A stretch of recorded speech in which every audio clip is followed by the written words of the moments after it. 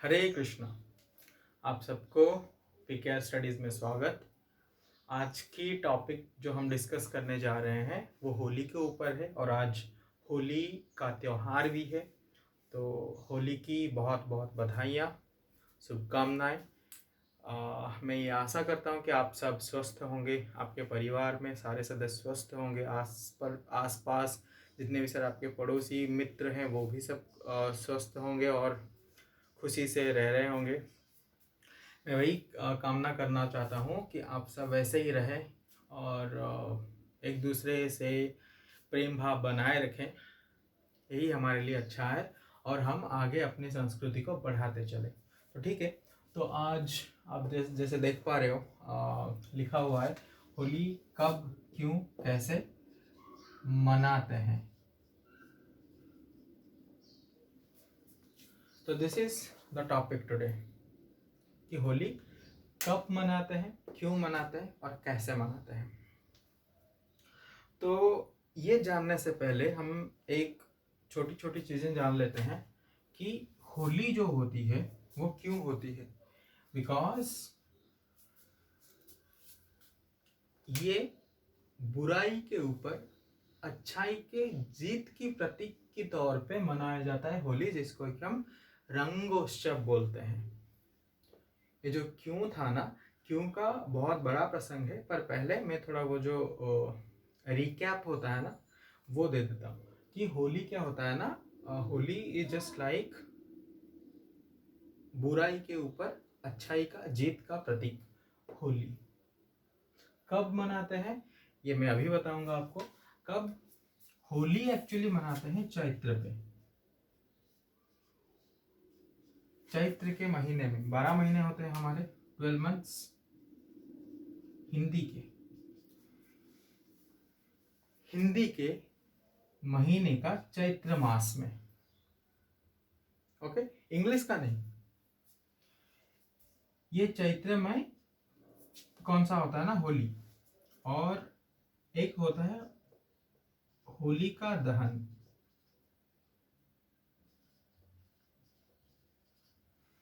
Okay,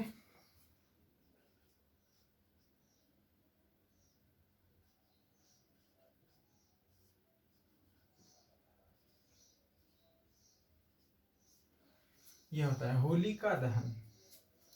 तो होलिका दहन कब होता है ना, फाल्गुन के महीने में। कब होता है? फाल्गुन के महीने में, और शुक्ल पक्ष में होती है और वो पूर्णिमा में होती है। कब होती है? पूर्णिमा में।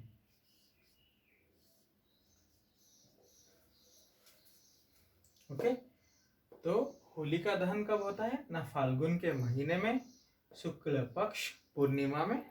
और होली कब मनाई जाती है ना, चैत्र के प्रतिपदा में, पहला दिन जब स्टार्ट होता है ना। प्रतिपदा में क्या मनाते हैं हम? होली। और ये कौन सी सीजन के अंडर आता है, कौन से ऋतु के अंडर आता है? स्प्रिंग, जिसे हम वसंत बोलते हैं।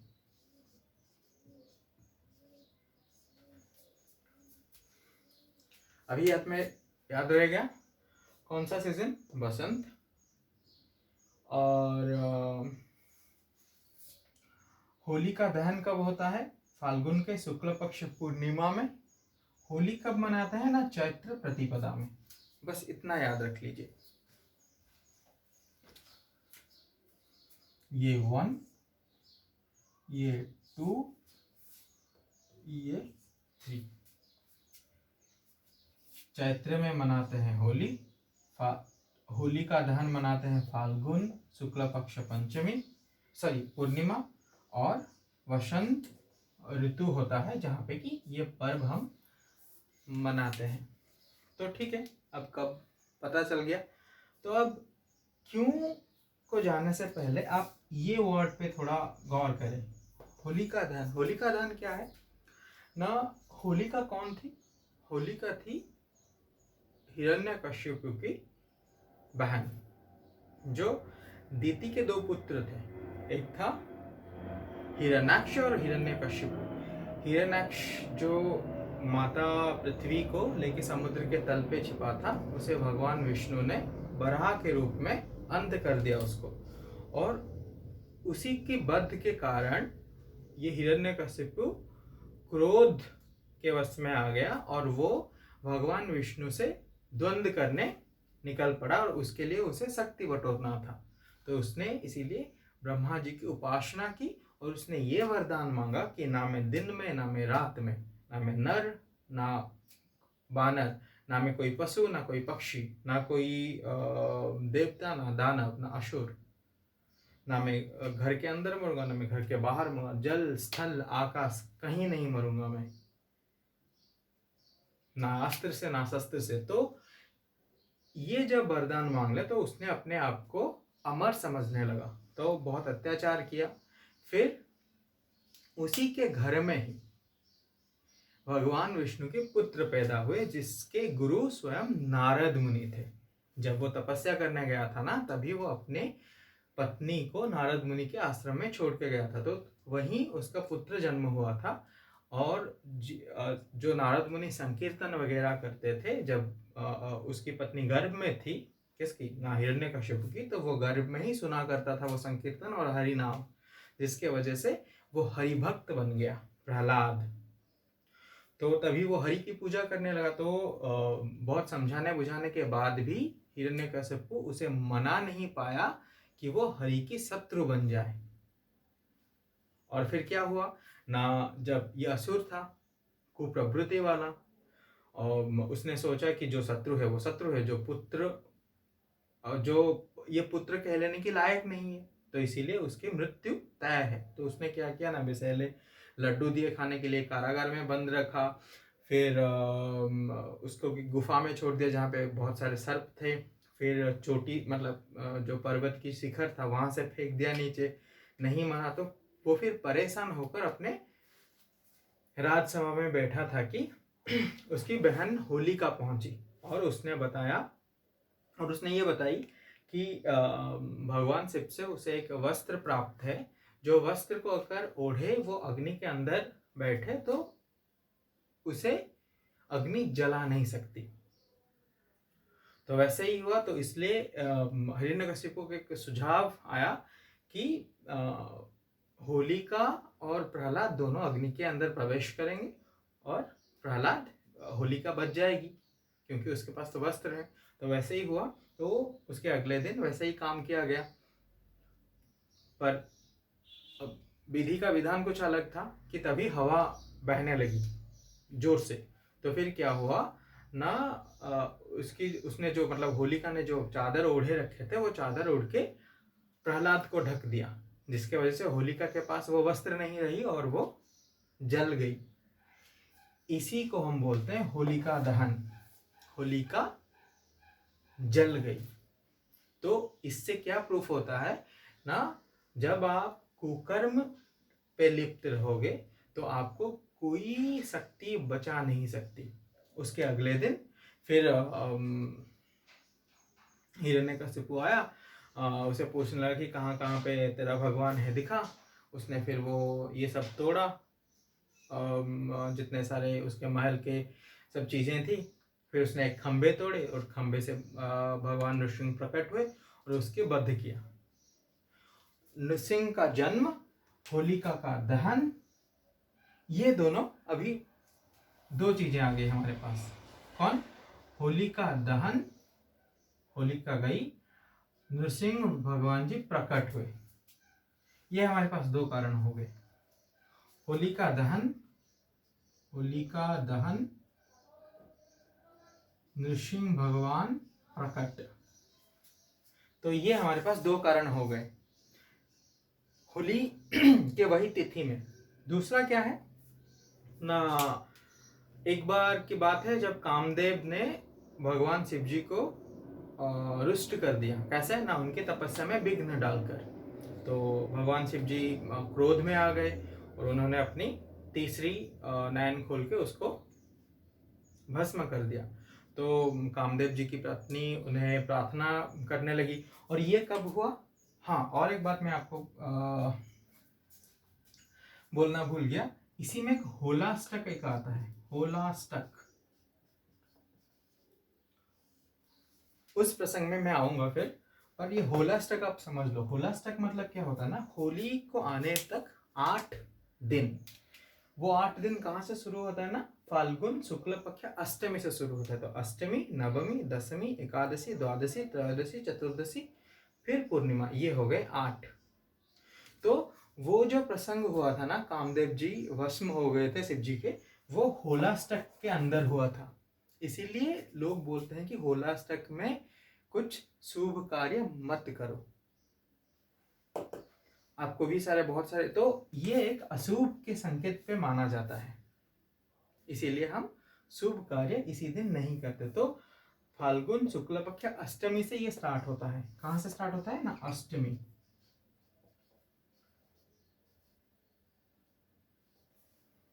कौन सा ना, फाल्गुन शुक्ल पक्ष अष्टमी। ऐसे होते होते वो कहां तक पहुंचती है ना, पूर्णिमा तक, जो 8 दिन होते हैं। तो इसी पूर्णिमा में शिव जी प्रसन्न होकर उन्हें, मतलब कामदेव जी को पुनर्जन्म दिया था। ओके, तो इसीलिए यहाँ पे तीसरी एक घटना हुई ना, कामदेव का पुनर्जन्म। ओके, तो कामदेव जी का पुनर्जन्म हुआ। तो यहाँ पे होलिका दहन, नृसिंह जी प्रकट हुए, फिर होलिका दहन हुआ, मतलब यहाँ पे प्रहलाद को उन्होंने बचाया, अपने भक्त को बचाया। तो ये 3 घटनाएं अभी ये तो हो गया घटना। फिर और एक प्रसंग आता है कि हम सब ये बोलते हैं कि होली भगवान श्री कृष्ण से भी जड़ित है। वो कैसे है? भगवान जी का तो लीला बहुत है। तो उनकी छोटी सी एक छोटी सी लीला है जो भगवान अपने बचपन में किए थे, इसी तिथि में। ये जो तिथि था ना, वही तिथि में किए थे। ये जो सारे मैं बोल रहा हूँ ना, ये आप एक ही समय काल में नहीं हुआ, ये अलग अलग समय काल में हुआ, पर एक ही तिथि में हुआ।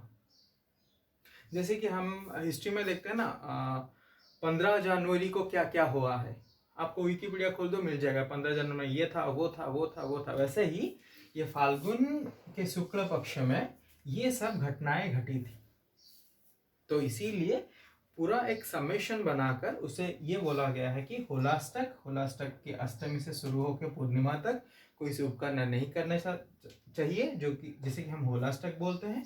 और लास्ट को हम रंगोत्सव इसलिए खेलते हैं कि ये सब कारनामे हुए हैं। हाँ, अभी चौथा माना बोल रहा हूँ मैं, जो श्री कृष्ण जी के साथ हुआ। श्री कृष्ण जी हुआ नहीं, श्री कृष्ण जी ने ये किया जगत को दिखाने के लिए। तो छोटे थे तो हर कोई हम खेलने जाते हैं अपने दोस्तों के साथ, वैसे ही भगवान जी कृष्ण जी भी खेलने गए थे। तो अपने उनके दोस्तों ने उन्हें चिढ़ाने लगे कि तू तो काला है, तू माँ यशोदा और नंद बाबा के पुत्र कैसे हो सकता है, वो दोनों तो काले नहीं है। फिर उन्होंने ये बोला कि राधा जी भी तो गोरी है, तू कैसे पटाएगा उनको, तू हो नहीं सकता, तू काला है। तो ऐसे ही वो प्रभु जी रोते रोते मतलब यशोदा मैया के पास पहुंचे और बोले कि ये सब मुझे बोल रहे हैं मेरे मित्रों और ताऊ, नॉट ताऊ, इट्स दाऊ, दाऊ और मेरे सारे मित्र। दाऊ मतलब बड़े भैया। तो माँ यशोदा ने उन सबको डांटा और प्रभु जी को समझा बुझा के भेज दिया फिर खेलने के लिए। ऐसा ही हर एक दूसरे दिन में होता रहता था ऐसा ही। तो एक दिन प्रभु जी अड़ गए कि नहीं, आज हो नहीं सकता, आज इधर नहीं तो उधर, आज यशोदा माँ को इसका फैसला करना ही पड़ेगा, कुछ ना कुछ तो फैसला करना पड़ेगा, जैसे कि आगे जाके ये ना हो। तो फिर यशोदा माँ के पास रोते रोते गए और गुस्से से बोले कि माँ, तुझे आज ये फैसला करना पड़ेगा कि ये सब चिढ़ाना बंद करे, नहीं तो फिर मैं खाना नहीं खाऊंगा। तो फिर यशोदा माँ को अड़चन में डाल दिए भगवान जी ने। तो क्या करते माँ, माँ फिर बोले कि तू तू तू तू क्रोध मत कर, मेरे साथ आ।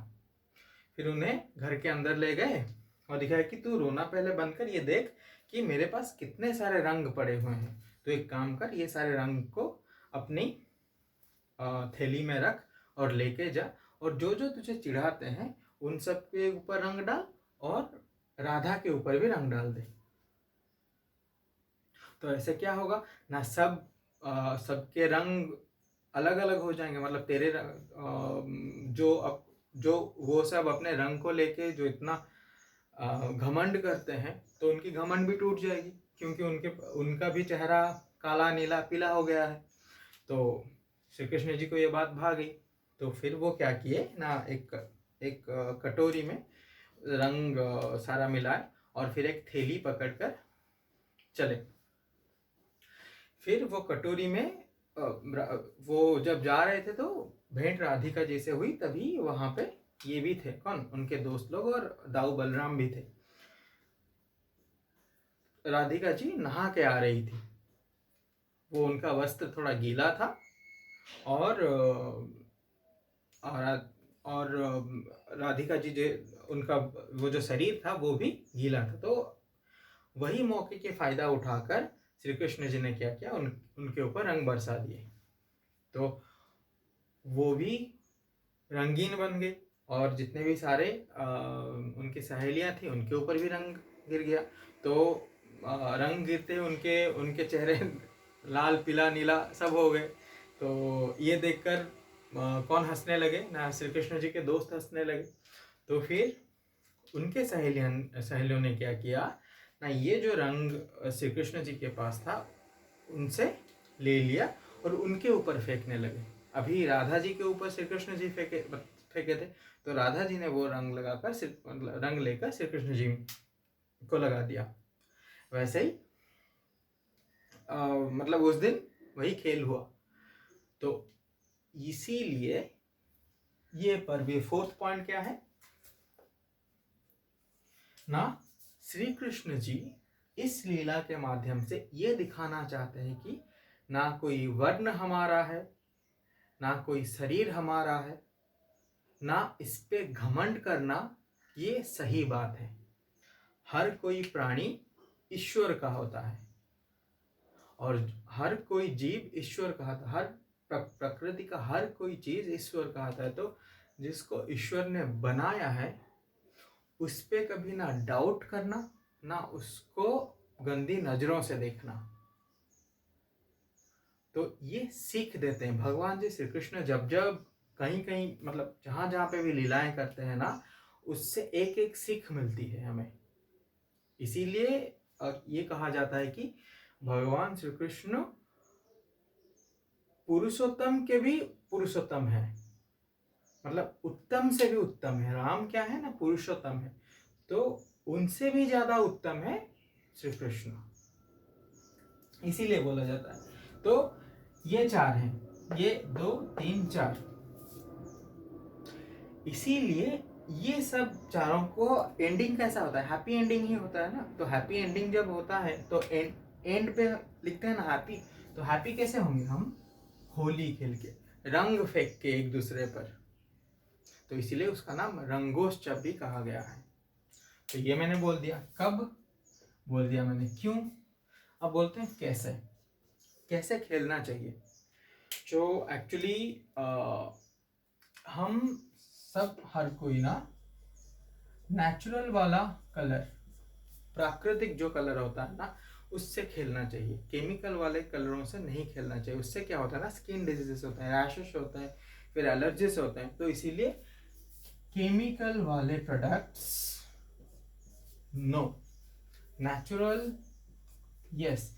इससे क्या होता है ना, कुछ साइंटिफिक फैक्ट्स भी हैं और कुछ रिसर्च से भी ये मिला हुआ है कि वो जब रंग, प्राकृतिक रंग हमारे शरीर पे पड़ता है ना, उसके प्रभाव से क्या होता है ना, कुछ डेड स्किन्स होते हैं ना बॉडीज में, मतलब हमारे स्किन पे, वो हट जाते हैं।